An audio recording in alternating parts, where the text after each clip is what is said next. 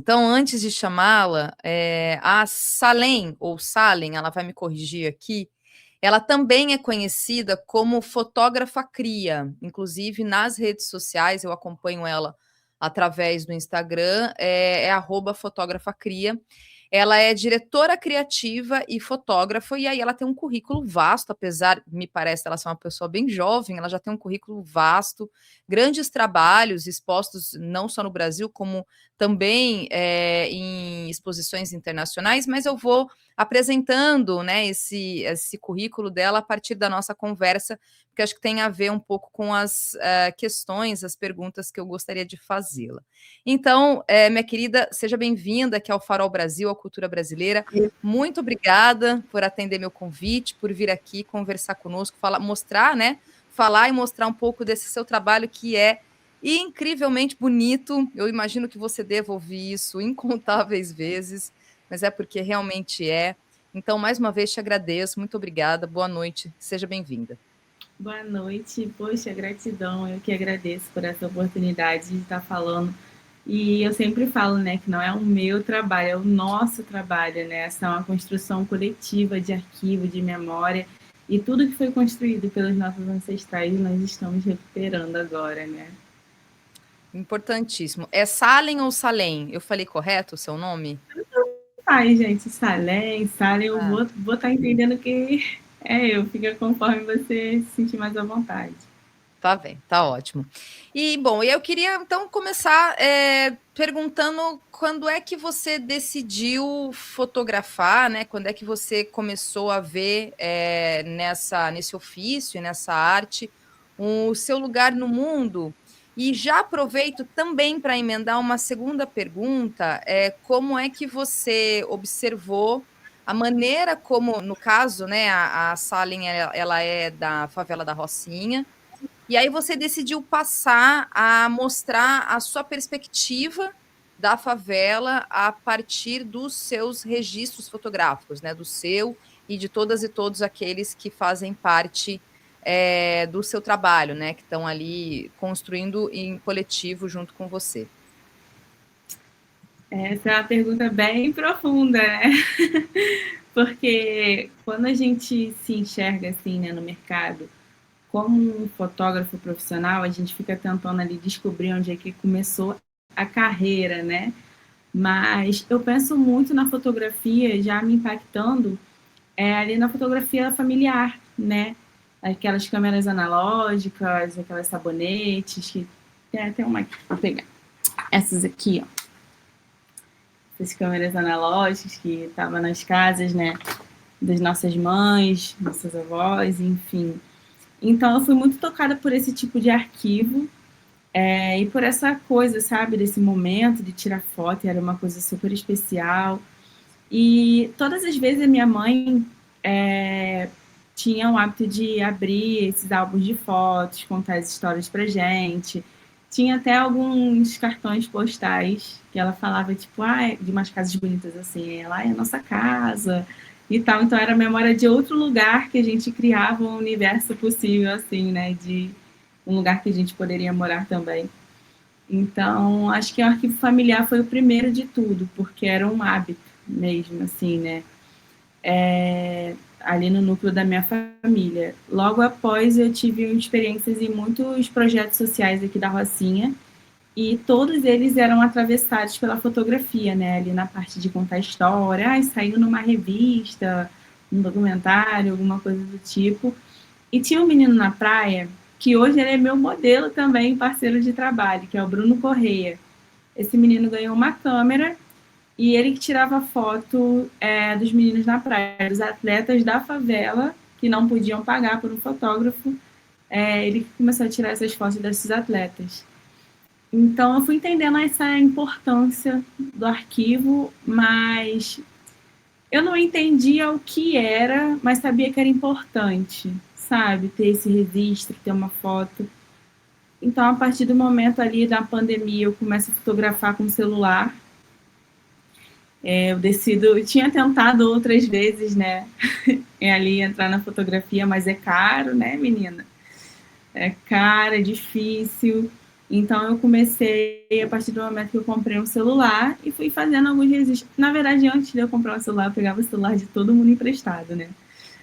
Da minha mãe, dos meus namorados, enfim. Então, e aí, a partir do momento que eu compro esse celular, eu falo, não, agora eu tô fazendo isso aqui sério. E, ao mesmo tempo, eu via muita gente produzindo um conteúdo muito legal na internet, só com o telefone. Então, eu me senti incentivada por isso, comecei a fotografar, e aí, um ano depois, eu consegui uma câmera emprestada. Essa câmera emprestada eu fiz inúmeras fotos que eu utilizo, inclusive, muito hoje no arquivo, porque elas continuam contando histórias. Acho que cada foto que a gente tira hoje, né, ela vai aumentar, ela vai engrossar, ela vai ganhar muito mais trajetória, né? Vai ficar cada vez mais importante conforme o tempo passar. Sim. Então, comecei a fotografar ali em 2020, na pandemia, e tá aí até hoje. E Salem, você falou um ponto que eu acho que é bastante importante, até que eu gostaria muito de te ouvir, porque ser fotógrafo, ser fotógrafa no Brasil, partindo de uma ideia até de senso comum, mas acho que você já trouxe a informação, mas acho que é importante a gente falar, ele tem um recorte de classe, no sentido de que os equipamentos são caros, o acesso ao mercado me parece ser difícil mesmo para você ter uma projeção de fato, Uhum. né? É um caminho, como você tem um caminho ali que você fez o seu, de pegar celulares emprestados, ter umas primeiras câmeras que são mais da era analógica, né? Eu queria que você pudesse falar um pouco sobre essa questão mesmo, né? Porque você já tem a sua trajetória, mas creio que tem essas dificuldades, eu não sei, inclusive no diálogo com outras e outros profissionais, desse lugar da fotografia que tem um recorte ali de classe bastante evidente, né? Desse mercado de ser fotógrafo e fotógrafa no Brasil. Com certeza, Thalita. Eu acho que a questão da classe, ela separa mesmo a gente, porque tem um ponto, até mesmo quando você consegue comprar uma câmera, né? Que hoje uma câmera de entrada custa entre 3 a 4 mil reais. Não é um dinheiro que todo mundo tem, né? Então, eu acho que chega nesse lugar de conseguiu, fez esse mega sacrifício, não é nem uma câmera tão estimada, ou um telefone, até mesmo um telefone, não é um telefone que, né, não vai ficar lento ali, você não pode perder os arquivos, enfim. Cara, eu acho que separa muito essa questão da classe, e também eu acho que vai piorando conforme você vai tendo os outros recortes, né? Aí vem para o recorte racial, recorte de gênero, e você vai vendo cada vez menos pessoas. Mas eu acho que o telefone, o smartphone, ele vem ajudando muito na democratização do acesso dessa ferramenta, né, que a gente usa, são as mídias, a fotografia, e ajuda um pouco a tentar desigualar ali. Acho que é por isso que eu fui introduzida nesse trabalho, através desse caminho da mobigrafia, que é a fotografia com celular, mas rola mesmo, rola. Eu tenho câmera analógica, por exemplo, para comprar um filme, para tirar 10 fotos, é caro. Eu penso, caramba, dá para comprar umas coisas para casa, sabe? Então, eu fico imaginando, eu já vivo É. da minha arte, imagina para quem ainda está trabalhando, CLT, enfim. É muito caro e eu não entendo, sinceramente, por que, que é tão caro, enfim.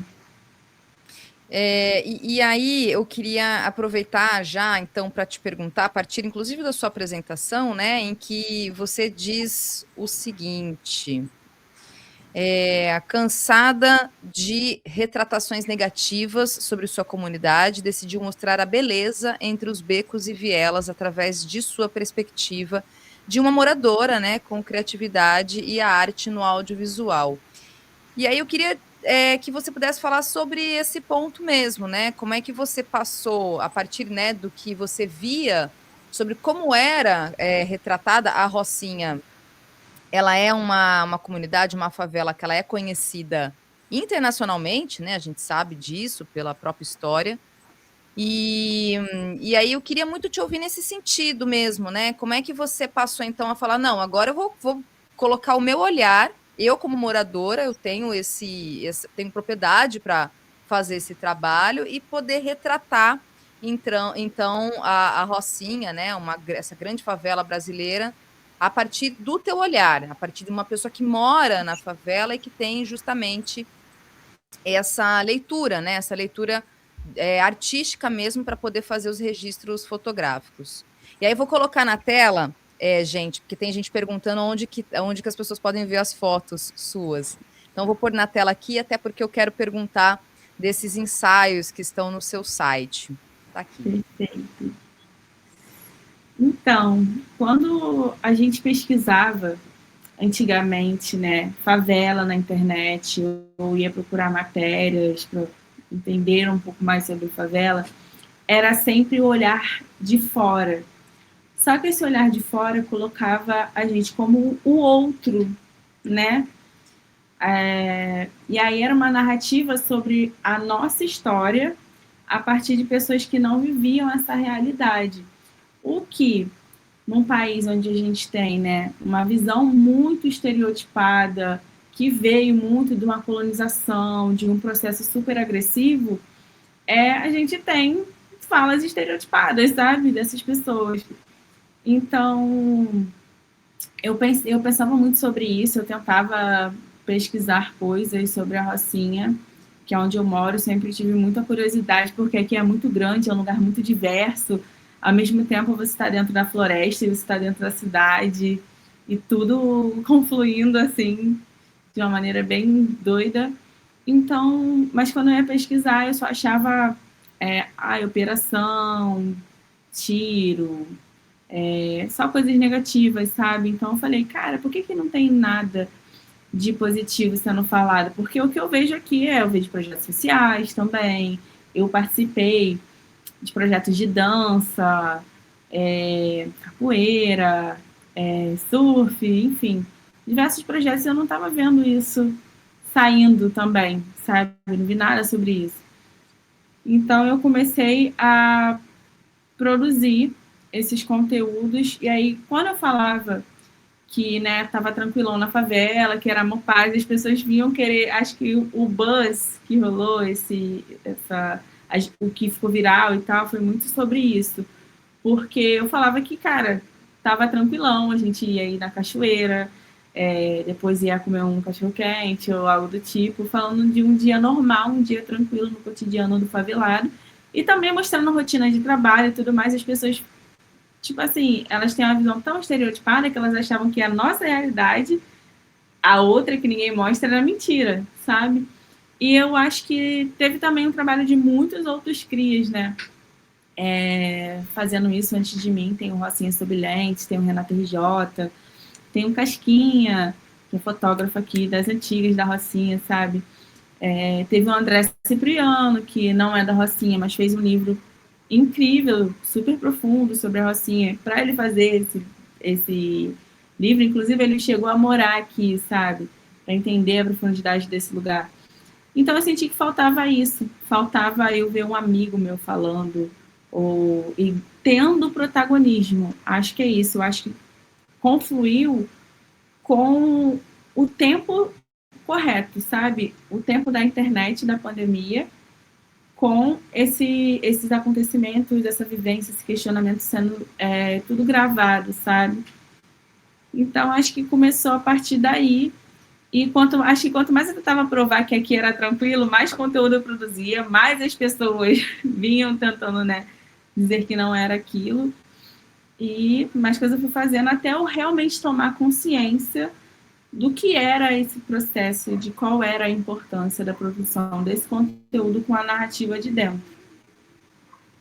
E você já chegou a receber, assim, algum tipo de crítica a partir justamente dessa construção bastante estereotipada sobre a vida na favela, de que há uma espécie de romantização da favela nesse sentido? Queria muito te ouvir, porque eu sei que isso é uma ideia muito de senso comum, se ouve, sobretudo quem não sabe, né, está falando. Eu acredito que as pessoas olham de um lado um pouco distorcido essa questão da romantização. E, ao mesmo tempo, eu fico pensando em qual é o problema a gente romantizar a nossa vida, se dentro dessa romantização a gente entende da onde vem o problema, que é por que eu sou pobre, por que eu estou aqui nesse lugar, por que eu trabalho mais do que eu vivo. Acho que se a gente tiver todas essas respostas, romantizar isso depois e falar que, ainda que eu esteja vivendo numa dificuldade, ainda que eu viva essas mazelas, eu consigo ver um lado bom, eu consigo enxergar que eu vou atravessar esses desafios, que nós vamos superar essas mazelas, que temos que fazer alguma coisa. É político, tipo, ser feliz. É nosso direito, sabe? Ser feliz, aproveitar, agradecer. O bem viver, né? Dentro de quem está numa urbanização, como a favela, cara, eu acho que é o contrário só da romantização, sabe? Eu acho que é político, é poético, enfim. Mas eu entendo o ponto que as pessoas querem dizer. É como se a gente tivesse se acomodado. É um jeito das pessoas colocarem a culpa dos pobres de estarem pobres. Mas antes de termos acesso à internet e falar sobre as nossas vidas a partir da nossa perspectiva, a favela já existia, gente. Tá ligado? Esses problemas já existiam. E mesmo assim, o pobre, o favelado, ele tenta ser feliz de alguma maneira, sabe? Então, eu acho que é muito por esse lado. Eu recebo muito essa crítica, mas como sempre, a maioria das vezes é de pessoa que mora fora, ou de pessoas também que cultivam, de quem é de dentro, mas que cultiva um auto-ódio, sabe? Da própria realidade. Mas é até engraçado, porque a pessoa continua, quem mora na favela, né? A gente continua vivendo nela. Até que a gente saia, ou até que ela deixe de ser uma favela, né? A vida melhora, a vida é boa também. Eu acho que é mais sobre isso. É tipo esse protesto, assim. Eu também tenho o direito de ser feliz. Claro, é isso mesmo. Porque quando você pensa em favelas, você sempre vai pensar sofrimento, sempre vai pensar em pessoas tristes, sempre essa ideia de que está todo mundo cabeça curvada, enfim, essa coisa bem, bem de como se projeta esse fetiche que se tem sobre pessoas que moram, né, em favelas e comunidades. Eu acho que o seu trabalho, inclusive, eu vou mostrar aqui os dois ensaios que estão lá no seu site. Eu acho que ele fala por si só um pouco, né, do que você está apresentando a partir do teu trabalho. Então, eu vou colocar aqui algumas as fotos dos ensaios, e eu queria pedir para você comentar. Tem esse ensaio, né, o Loiro Pivete, e aí queria muito que você pudesse aproveitar, eu vou mostrando as fotos aqui, porque eu sei que você também faz uma pesquisa sobre o Loiro Pivete, sobre essa forma, essa manifestação, enfim, essa forma de que os meninos, sobretudo, né, eles fazem, eles pintam o cabelo, e eu sei que você tem feito uma pesquisa sobre essa questão, né, dessa identidade, dessa construção estética do Loiro Pivete. Então, se você puder falar um pouco, né, da cultura mesmo, né, de descolorir o cabelo, e aí eu vou mostrando as fotos aqui para vocês. Tá. Essa cultura do Louro Pivete, ela surge, né, tem duas origens, tem tanto a Bahia, né, as favelas da Bahia, quanto as favelas do Rio de Janeiro. E aí ela surge no movimento de autonomia sobre o próprio corpo e uma expressão também de identidade, de autoestima. Ali no final dos anos 80, a gente vai dizer que o percussor desse movimento é o Ivo, do Funk em Lata. Então, a partir desse momento, começam a jogadores, cantores, copiar aquele estilo, né, que é de ser uma pessoa racializada, uma pessoa com a pele escura, pintar o cabelo de louro, né? E aí surge a expressão louro pivete, que ela surgiu para ela ser pejorativa, né? Mas, como nós somos muito revolucionários, a gente pega o que é para ser, para nos derrubar, ressignifica e torna aquilo ali de maneira inconsciente, né, um movimento que fala sobre a liberdade do corpo preto, do corpo indígena, sabe? Sobre o próprio corpo, sabe? Sobre a sua própria beleza, sobre falar de si mesmo, sobre autocuidado. E eu comecei a ver essa expressão até como um ritual mesmo, uma coisa espiritual de beleza, assim, sabe? Chamando os ancestrais, tipo, pô, sou bonito, me cuido, me dou valor, me expresso. E, normalmente, os meninos que fazem o nevô, né, essa cultura surgiu dessa forma. O nevô é quando você pinta o cabelo todo de louro, e o reflexo é quando você bota aquela touquinha e você pinta algumas mechas de louro, né, de forma alinhada.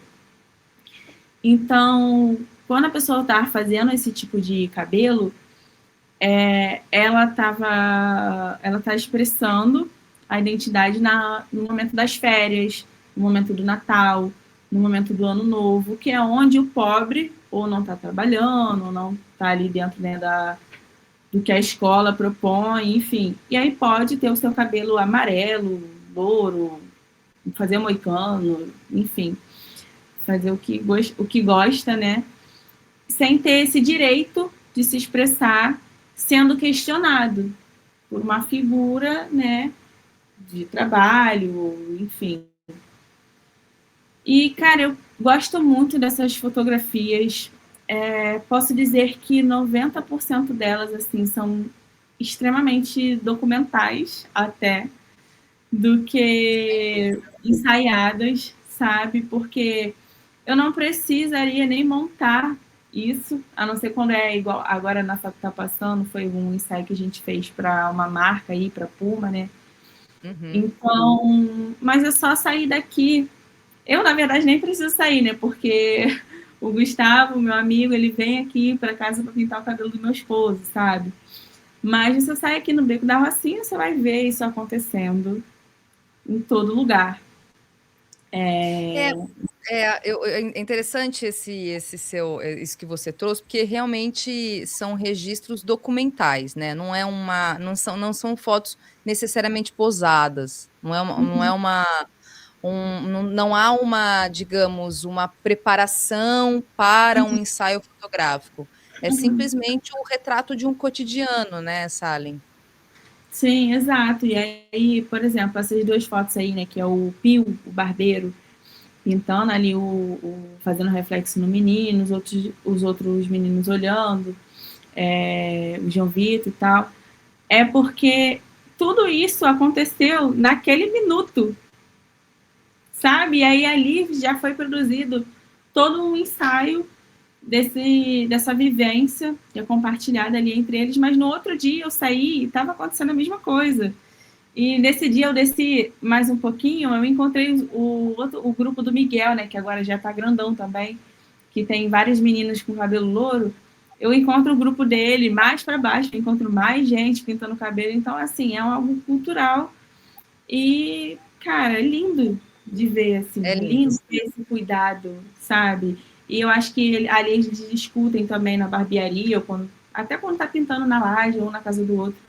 Acho que rola discussões, sabe? Tipo, importantes, debates sobre, enfim, sobre a vida, sobre as dificuldades. Uma pessoa para te ouvir. Nós, né, favelados, que temos tanto essa coisa de não ser ouvidos, então você encontrar esse lugar de conforto enquanto você está se cuidando, eu acho lindo demais. E eu acho que essa é a minha pesquisa da minha vida, assim, que eu mais adoro, piro, faço esculturas, gosto de imaginar esses cenários assim sendo feitos também, não só na parte documental da realidade, mas imaginando também ele no metaverso, imaginando ele em outros mundos ficcionais, sabe?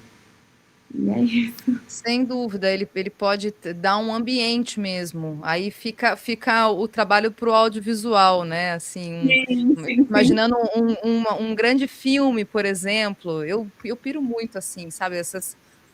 grandes produções, inclusive, né, em que são ambientadas justamente, acho que o teu trabalho pode dar esse contorno mesmo, né, de ambiente, de um lugar. E aí tem esse outro ensaio seu, né, Viver é um Luxo. Então, é uma série fotográfica que parte da sua vivência na Rocinha, que reflete sobre o valor simbólico da vida em contextos de desigualdade. As obras propõem uma leitura em que pouco que resta é transformado criativa e profundamente. Não se trata de uma visão externa, né, como você mesmo está falando, do estrangeiro, da mídia externa. É uma fotografia que exotifica mais de uma narrativa construída por dentro. Enfim, então tá aqui só uma apresentação breve que está lá no site, e aí se você puder comentar também deste outro ensaio, que tem outras fotografias maravilhosamente bonitas. Essa série é porque essa coisa de ver o lado bom, né, sobre a Rocinha e ver as coisas que a gente construiu. Quando eu olho para essa favela, que começou, né, sendo um território indígena de vários povos, né, ali fazia parte da Confederação dos Tamoios, depois essa fazenda, esse lugar, quer dizer, essa terra indígena, ela é invadida e se torna uma fazenda, um cafezal. Depois acontece ali, né, a compra de uma parte desse cafezal para fazer uma empresa de luz, uma empresa europeia. E aí essas pessoas já foram ficando, né, ali. Aí chega no momento que é feito um loteamento dessa terra, e aí essas terras loteadas começam a ser ocupadas, né? Rocinha nasce daí. Então, o lugar que tem essa história para mim, e hoje nós estarmos vivos, escolhendo, pensando, sabe, prosando, conversando, eu acho que tudo isso já é um privilégio, porque não era nem para a gente estar existindo, não era o plano do Brasil, da colônia Brasil, não era o plano de nós estarmos existindo. Então, quando a gente está existindo e criando cultura, criando vida, criando modos, criando soluções, eu vejo isso como a nossa maior riqueza. Hoje eu gosto de pensar que eu não moro num lugar... tem muito essa coisa, né? Ai, favela é muito ruim, é negativo e tudo mais. Eu já acho que eu moro num lugar onde vivem os revolucionários, sabe? A dor sai daqui, mas a solução também sai daqui. E a gente soluciona a vida de várias pessoas, né? Enquanto... como no setor de serviços, ou como artistas também, ou, enfim. Nós somos solucionadores, eu acho que nós somos os verdadeiros diretores criativos da vida, né? Então, quando eu observo isso, eu começo a enxergar a todo momento essas soluções e ver ela como uma coisa luxuosa, sabe? Então, eu comecei a fazer esses retratos mostrando as nossas soluções, esse lado bom, mostrando a arquitetura, cultura, e também mostrando que tem esses atravessamentos negativos, mas que ainda estamos exercendo a vida, sabe? Esse direito de ter memória, direito de dançar, de cantar, direito de existir, direito de ser feliz. Então, essa série nasce muito daí, de mostrar isso tudo acontecendo. Ela será eterna, e eu penso até em ela crescer para um arquivo da Rocinha. Quando a gente começa a falar da memória indígena da Rocinha também, aí surge outra pesquisa, mas a gente acha que tudo se conecta, né? Mas está aí, é uma pesquisa que acho que aí não tem nem 0,1% desse acervo, é imenso, não sei o que fazer, tudo, todas essas fotos, mas está aí. Não, assim, muito, muito incrível, assim, porque, de novo, né, são retratos de um cotidiano e assim, fotos como essa, por exemplo, né, que dão essa amplitude. A Rocinha, a gente sabe que é uma cidade, né, gigantesca. Assim, essas fotos, sobretudo das casas, assim, a gente vê um pouco que realmente acaba virando, pode vir a ser, acho que virá a ser realmente um registro.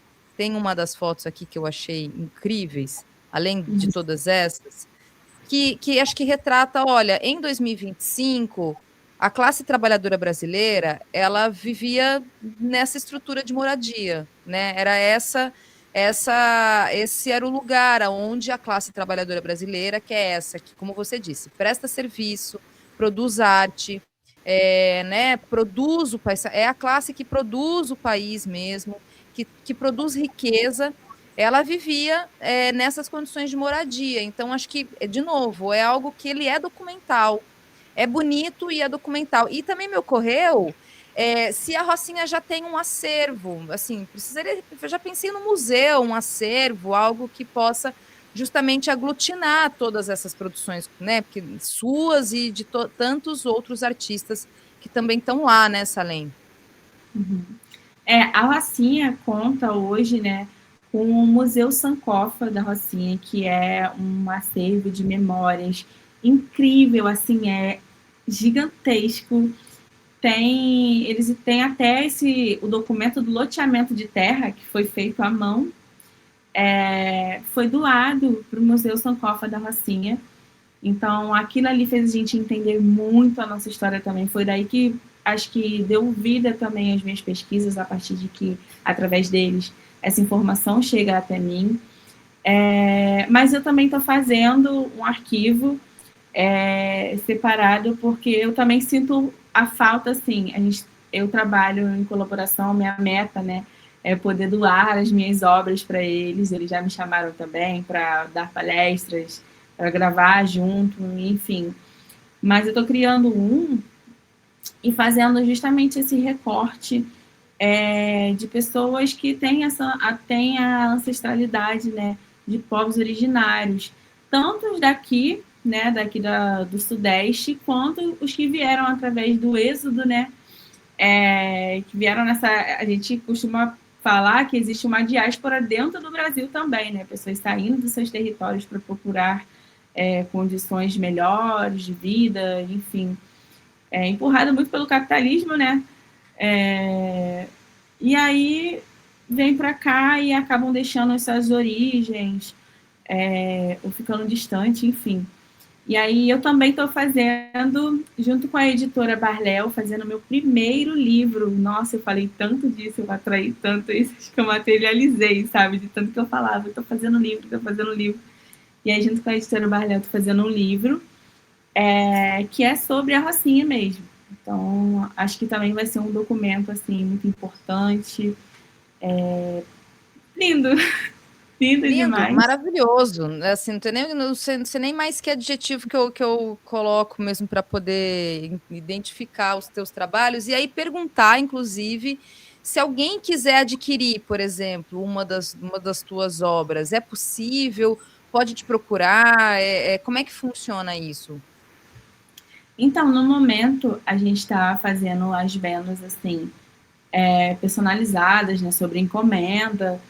Tem até no meu site, tem as obras que estão disponíveis para venda de fine art somente nesse momento.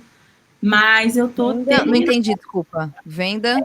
para venda de fine art, que é a Ah, tá. fotografia que vem com papel de museu, bem chique, com a qualidade, Legal. né, boa, com a durabilidade também. E, enfim.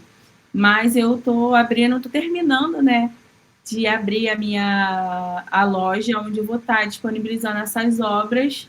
Só que as obras fine art, elas têm um custo de produção muito caros, então eu também vou dar ali outras opções de entrada para também quem quer consumir arte. Eu acho que para as pessoas assim que eu fotografo, eu gosto de levar de volta a foto. Mas eu sinto também que quando eu fui entrando nesse mundo da arte, da galeria, dos museus e tal, eu fui entendendo que pouco nós consumimos arte. Então, eu queria fazer algo a respeito, então disponibilizar também um pôster, sabe? Algo que seja mais acessível, também é importante ali nesse momento. E é isso, tantas coisas acontecendo. Sim, exatamente. Bom, aí eu queria aproveitar também para te perguntar, aliás, antes, eu vou ler aqui, chegaram alguns comentários e perguntas enquanto a gente conversava aqui, e aí acho que tem até um gancho para uma pergunta que eu gostaria muito de te fazer. Uhum. O Libergrade pergunta se você já fez a técnica Pinhole, com Então, alguma câmera Pinhole.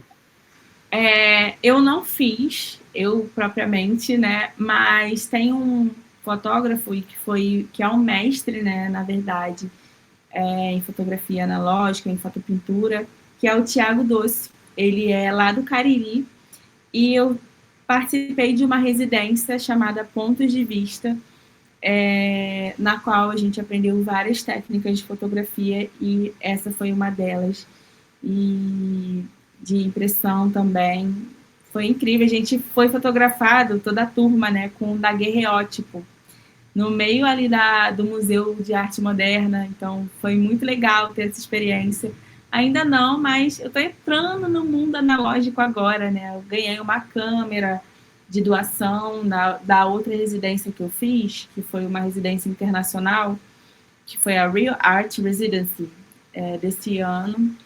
Então eu ganhei essa câmera a partir dessa conexão. E eu estou começando nesse mundo agora, então estou devagar. Mas a minha meta já também, eu conheci o Casquinha, né, o Carlos Germano, fotógrafos aqui da Rocinha. Então, eles tinham um laboratório dentro de casa e fotografaram a Rocinha toda, assim, né, dos anos 80, dos anos 90. Então, a minha meta é essa também, é poder fazer esse arquivo, mas cuidar desse acervo aqui em casa, aqui na favela, para que as pessoas possam ver como funciona também de perto, ver essa coisa acontecendo de novo, sabe? Então, ainda não. Muito bom, muito bom, muito bom. Assim, tem uma longa trajetória, você é muito jovem, muita coisa ainda para fazer, e já é uma carreira muito jovem, uma carreira já brilhante. E aqui o Prod Luz Vermelha pergunta, comenta, na verdade, né? Salem ajudou muitos artistas da Rocinha brotar na mídia. Com Como certeza. você se apresentou, né? Falando que é um trabalho coletivo, né? Eu acho que vem daí também. A minha construção como artista veio dos projetos sociais, né? Que me deram esse espaço de expressão e de escuta. Então, eu acho que não é nem uma coisa que eu tenha planejado, mas que intuitivamente, quem tem essa visão, né, que vive numa comunidade, que vive num lugar coletivo, a gente faz coisas juntos. A gente se junta, a gente fala sobre as nossas vidas, a gente planeja coisas. Acho que o Cria de Favela sonha muito, né? Imagina muitos futuros possíveis. Então, já estava ali nessa construção. Mesmo quando eu não era fotógrafa, eu estive em outros projetos artísticos, entendendo, participando, também torcendo como espectadora, enfim. A Rocinha é um lugar, assim, eu posso dizer que é uma terra fértil, né? De artistas, de cultura, como toda favela. Então, acho que foi só uma questão de, quando ele falou, né, que botou na mídia, acho que foi questão de oportunidade mesmo. Porque junto a gente sempre teve e sempre vamos continuar, sabe? E aqui a Laila Amaral pergunta: estava lendo no site sobre a oficina independente em parceria com a francesa Mont Will-sur-Terre, não sei se é assim que pronuncia, mas enfim, na Rocinha para crianças e jovens no subbairro Macega. Como foi e funcionou essa experiência? Cara, foi incrível. Eu conheci o Shabani, né? Quando Shabani é o rapaz da Most, que veio através desse projeto para fazer fotografia aqui na favela. Não era a primeira vez que ele tinha trabalhado aqui com um projeto dele, que é esse Mont Surtan, que é da França. É meu olhar sobre a terra, vamos falar brasiliano. Então, ele já tinha feito o projeto aqui, nos esbarramos, ele entrou em contato comigo. E eu sou bem chata, assim, né, para trabalhar em alguns projetos ultimamente, porque eu senti também em alguns encontros que rolava uma questão de vou te chamar, mas você não tem fala. Logo eu via estereótipos sendo produzidos e estava também só trabalhando, não conseguia ter ali o espaço para falar, cara, isso é errado, não. Hoje eu tenho esse privilégio de poder dizer não, então sou muito desconfiada, assim, também, quando estou trabalhando, principalmente em trabalhos estrangeiros, né? E aí eu, meio desconfiada, mas, cara, de cara, o Shabani, ele me mostrou, o projeto dele é assim, eles viajam o mundo em lugares de vulnerabilidade, diferente do que é feito, que nos fotografam, nos filmam e falam por nós e sobre nós. O Shabani veio com uma proposta de ensinar os jovens, né, as pessoas daqui a falar, seja com uma câmera, seja com um texto, dar esse lugar, né, de fala, de produção de conteúdo. Ele veio com câmeras analógicas para ensinar, ele trouxe os filmes, trouxe tudo. Então ele me falou o que ele podia fazer com o que ele tinha. Eu falei, irmão, é tudo que eu quero nessa vida, ver os crias, tipo, contando a própria história, tá ligado? Então vamos nessa. A partir desse momento a gente começou a trabalhar. E a gente foi para Macega, porque a Macega aqui na Rocinha, a Rocinha tem 25 subbairros, tá? E é um lugar bem vulnerável. É um lugar que já está numa região geograficamente falando perigosa, porque tem desabamentos, deslizamento de terra, está colado na pedra também, a pedra aqui dos irmãos. Então, é um lugar mais vulnerável mesmo, geograficamente e socialmente também. A Rocinha tem vários lugares assim como esse, sabe? Tem zonas extremamente comerciais também, mas enfim, a gente quis ir para lá justamente por isso, por esse marcador social e de que por ser um lugar muito alto, de muito difícil acesso, é difícil as coisas chegarem lá, sabe? Eu já tinha feito projetos lá há um tempo atrás, então eu falei, pô, a Macega é um lugar maneiro, a gente precisa fazer alguma parada lá. E então veio um morador de lá e falou, Salem, faz alguma coisa lá na Macega, volta para lá, cara, as crianças, pô, tem que ver uma parada diferente, ver uma cultura diferente, conversar, sei lá, para ouvir, vai lá. O projeto social que eu ia lá, eu não era, tipo assim, não tinha nada planejado, eu subia para lá com umas tintas, uns papéis, e a gente ficava desenhando o dia inteiro, mas aquilo era muito importante já. Enfim, e aí a gente decidiu ir para lá e abrir uma exposição lá. Fizemos uma exposição, a abertura do projeto foi uma exposição na Macega, e depois que a gente tinha concluído as oficinas de curadoria, a gente ensinou as crianças a colocar o nome das obras, a montar uma exposição, a tirar as fotos, a escolher a ordem das fotos. Então, foi muito incrível, assim, ver todo esse processo de uma construção de um trabalho feito por eles, né? Por esses jovens e por essas crianças de lá da Macega. E aí a gente finalizou com uma exposição que eles criaram, junto com a minha. Então, foi os Crias da TL, foi o nome que eles escolheram, foi genial, assim, porque fala muito. A TL é Terra da Lama, que é o lugar, é o apelido que eles deram para o lugar, para Macega. Então, os Crias da TL nasceu ali na Macega mesmo, contado por pessoas da Macega, e a gente juntou essa exposição com Viver um Luxo e fizemos a exposição na Rocinha inteira, inteira, inteira, em todos os lugares, nos becos, e principalmente nas rotas que não eram turísticas, sabe? E aí, a Most conseguiu pegar esse documento que foi criado, essas obras que foram criadas por essas crianças, junto com as minhas obras, e levar para 5 exposições na França, assim. Então, quando eu falei, cara, vocês são artistas internacionais agora, vocês são muito chiques e tal. Então, é lindo ver isso, sabe? Ver que eu fico pensando se eu tivesse esse espaço de já me sentir artista, porque eu precisei trabalhar isso, né? Tipo assim, eu falava, eu tiro umas fotos, a gente não se sente nem nesse lugar, né? De eu sou um artista, eu sou um trabalhador, trabalho com a arte, enfim. Foi lindo. E vai ter agora outra parte desse projeto. Shabani está chegando aí para fazer mais coisas.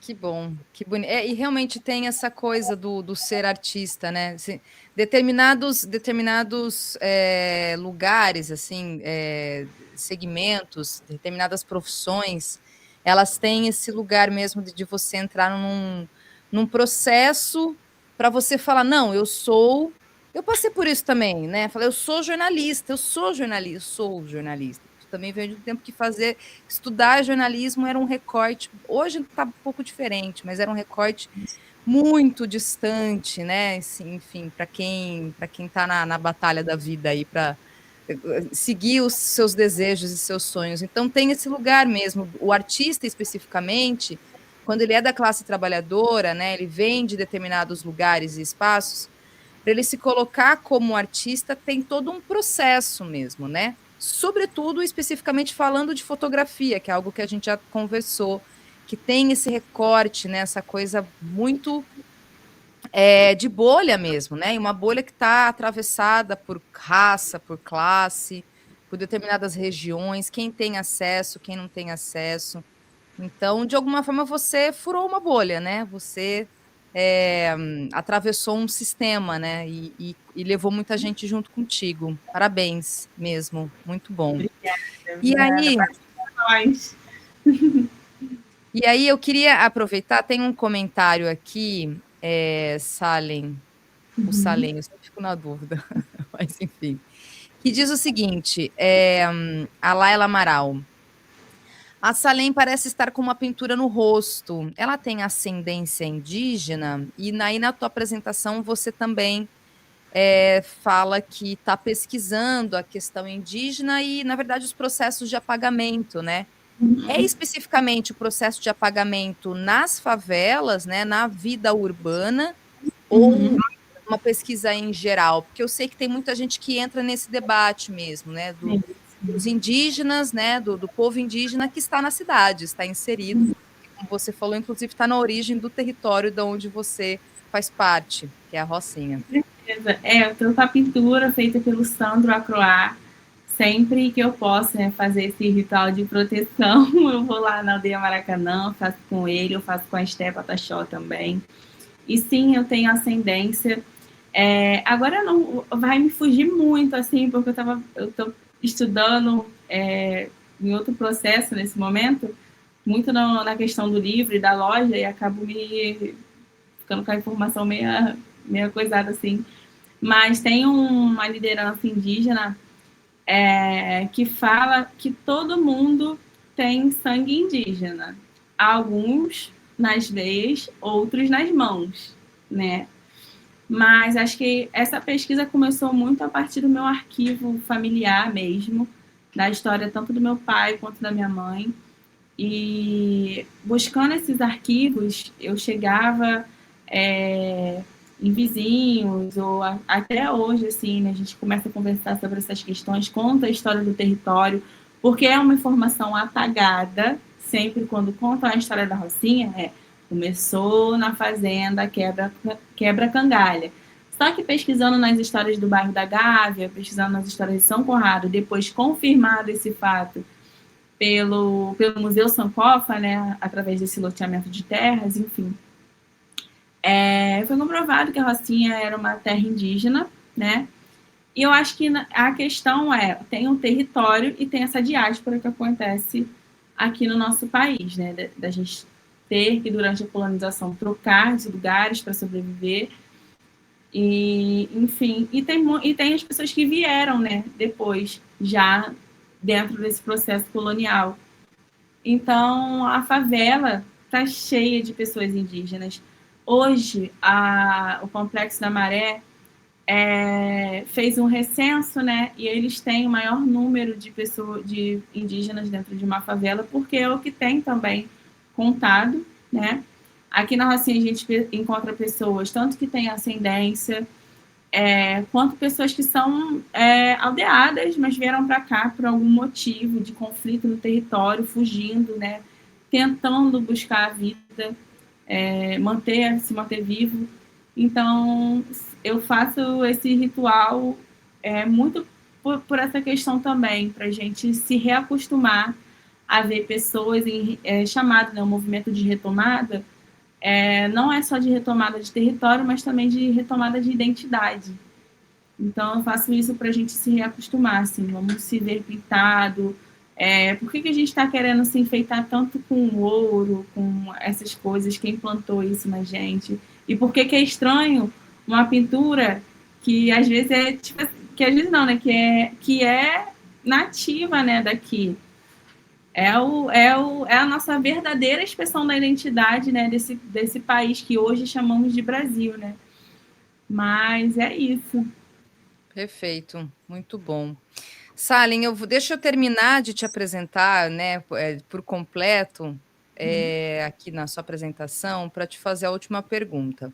Então, a Salem, como eu falei para vocês, né, a gente começou falando sobre ela decidir fazer esse trabalho a partir de um questionamento, né, uma reflexão sobre como se via o olhar estrangeiro, o olhar externo, estereotipado, muitas vezes discriminatório, preconceituoso sobre a favela da Rocinha, e aí ela resolve, então, falar, não, eu sou cria daqui, eu vou fotografar a partir do meu olhar.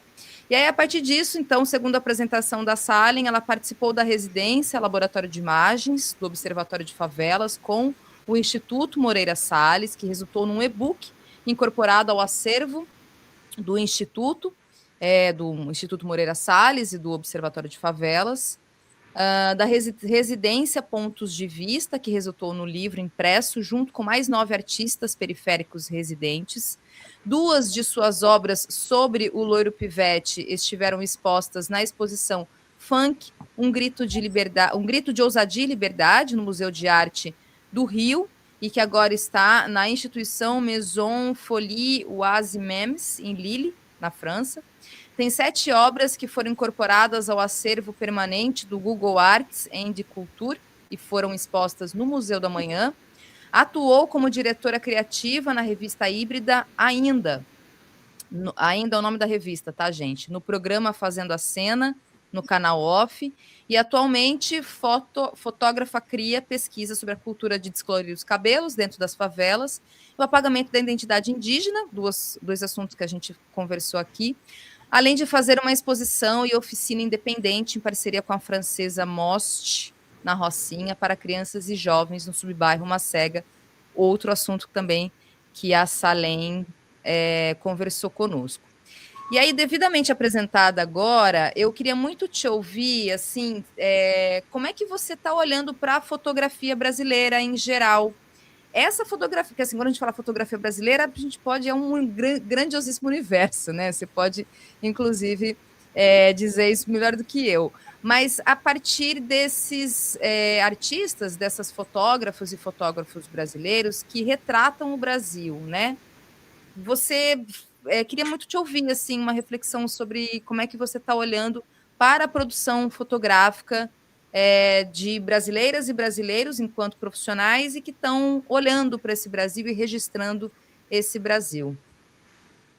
Olha, eu tenho achado incrível e tenho sentido uma sensação de pertencimento muito grande, porque assim como eu surgi, antes vieram muitos fotógrafos aqui da Rocinha, alguns estão sendo esquecidos, por isso faço questão de falar de Carlos Germano, Casquinha, enfim, do Brunitan,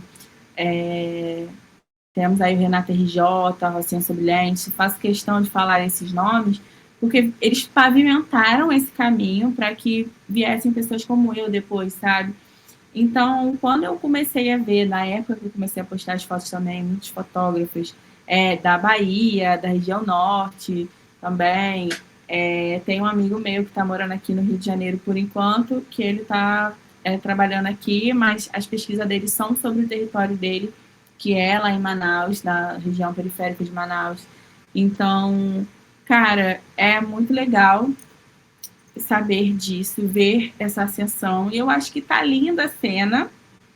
No entanto, eu sinto que tem muita gente produzindo, mas pouca gente com espaço para expor, pouca gente sendo, sabe, colocada em lugares de expressão e tal. A gente vê muitas campanhas estrangeiras de publicidade acontecendo também no Brasil nesse momento. O Brasil virou uma trend na Europa, né? Então, muita gente vindo para cá. E muitas das vezes eu sinto falta justamente disso. Tem tantas pessoas fotografando, tantas, tantas, tantas. Por que eles não estão nessas campanhas?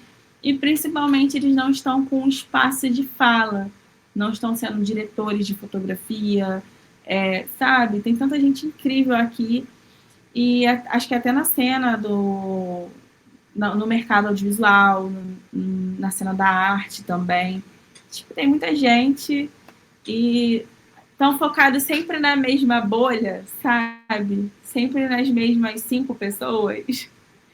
E Então, que, sei lá, é, falta espaço. e que muitas vezes, assim, me parece, conversando até com outros convidados que vêm aqui no programa, de outras áreas, do audiovisual mesmo, né? Esses dias a gente conversava sobre cinema, e porque me parece que a gente está num momento de que o Brasil está na moda, né? Então parece que a gente tem uma coisa de. E de que Brasil é esse a gente está falando, né? Porque, enfim, esse país gigantesco que é o nosso.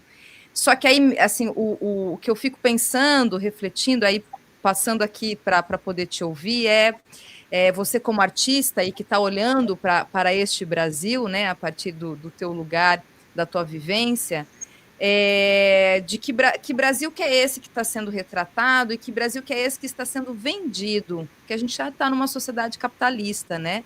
Então, quem são as pessoas escolhidas, inclusive, para lucrarem neste Brasil tipo exportação e que está na moda? E quem são aqueles e aquelas artistas que estão produzindo e que não estão, como você disse, né, com espaço, com lugar para poder, de fato, expor, né? Expor e ganhar, inclusive, né? Ganhar, receber mesmo, grana. É isso que a gente quer, porque a gente está numa sociedade capitalista, todo mundo precisa viver, pagar as contas.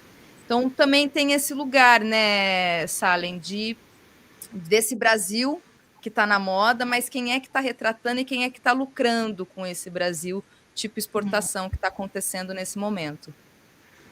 É um momento bem engraçado, assim, porque a gente está passando por um processo de gentrificação totalmente acelerado, assim, pro max, sabe? Falando da perspectiva aqui da Rocinha, eu vejo a ascensão do turismo, mas pela primeira vez tem os crias participando dessa grana, né, desse boom, assim. Mas eu vejo muita gentrificação e eu vejo muito reforçando narrativas, né, de estereótipo, vídeos como entrei na favela mais perigosa do Brasil. Enfim, eu vejo um retrato muito estereotipado, muito objetificado, sabe? E é por isso que quando eu falo, é difícil a gente estar nas campanhas. Quando a gente está, a gente não tem opinião, a gente quer falar, olha, isso é estereótipo, na verdade não é assim. Eu fui chamada para fazer uma campanha internacional, aí o cara queria colocar essa pessoa, esse contratante queria que eu fizesse uma imagem de a menina beijando o menino andando de moto ao mesmo tempo.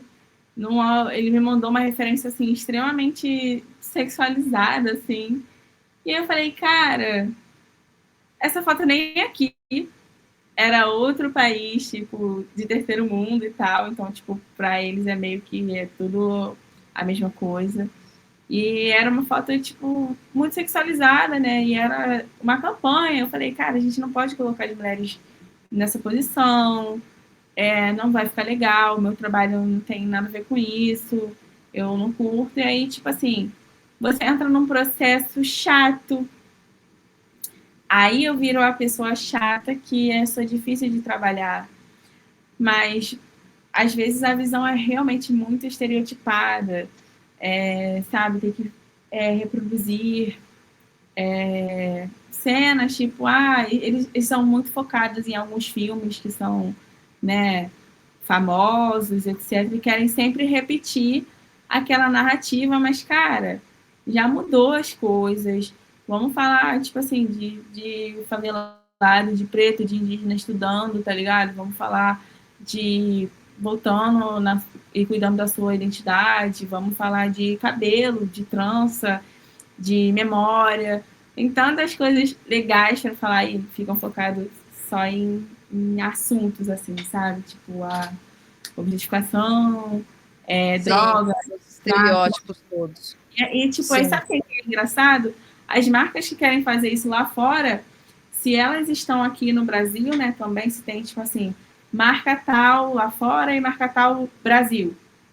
Aqui, extremamente proibido, a gente não vai ser chamado.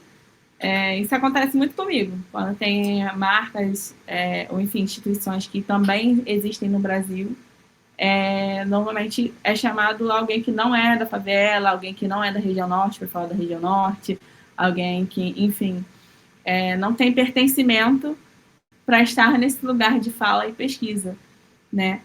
É complicado, mas eu acho que a gente tendo consciência desse processo, podemos fazer algo para mudar e principalmente se emancipar desse lugar que nos dão, mas que nos prendem, sabe? É o meio lugar, é o não lugar, uma coisa tão comum, né, na vida do brasileiro. Perfeito, é isso mesmo. Então, para realmente fechar, só vou ler aqui os comentários, dizer para vocês o Instagram da fotógrafa Cria, acompanhem, sigam, que é incrivelmente bonito, para dizer o mínimo. Josemar Queiroz aqui comenta, estou olhando aqui no Instagram, excelente trabalho. Também aqui a Marta Oliveira, o trabalho dela é fantástico, inteligente, com consciência social e ela tem um posicionamento de fala com personalidade. Parabéns. Também aqui o tio Du falando, né? Arte é tudo de bom, parabéns pelo trabalho. E o Romualdo Júnior, adorei, vou seguir o trabalho da Salem. Gente, é isso. Aqui, de novo, fica o link para vocês seguirem, acompanharem no Instagram, e lá também tem o portfólio, né? Enfim, os sites da Salem também, que vocês podem, inclusive, ver essas fotos todas que a gente mostrou na entrevista. E, olha, eu quero te agradecer muito mesmo pela disponibilidade, por vir aqui conversar comigo, conosco aqui no programa. Dizer que eu realmente desejo muito, muito sucesso mesmo, para que o seu trabalho floresça cada vez mais, o seu e de todos e todas aqueles que estão junto contigo. Parabéns mesmo, lindo trabalho, muito bom, muito prazer te conhecer. Gratidão, Thalita, eu agradeço pelo espaço, pela escuta, pela troca também, e agradeço pelos elogios também. Obrigada, e é isso, é uma construção coletiva, onde todos nós fazemos parte dessa narrativa, sabe?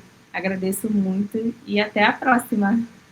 Até a próxima. Dizer justamente isso. Cultura Brasileira está sempre à sua disposição para novos projetos, coisas que você queira divulgar, que a gente pode trazer aqui para a nossa audiência. Pode me mandar mensagem lá que a gente com certeza vai divulgar, vai trazer. E você, claro, sempre a partir do teu trabalho, das suas pesquisas todas, você pode voltar aqui, a gente segue com as nossas conversas, o nosso papo. Muito prazer em te conhecer e até uma próxima. Até a próxima. Tchau, tchau.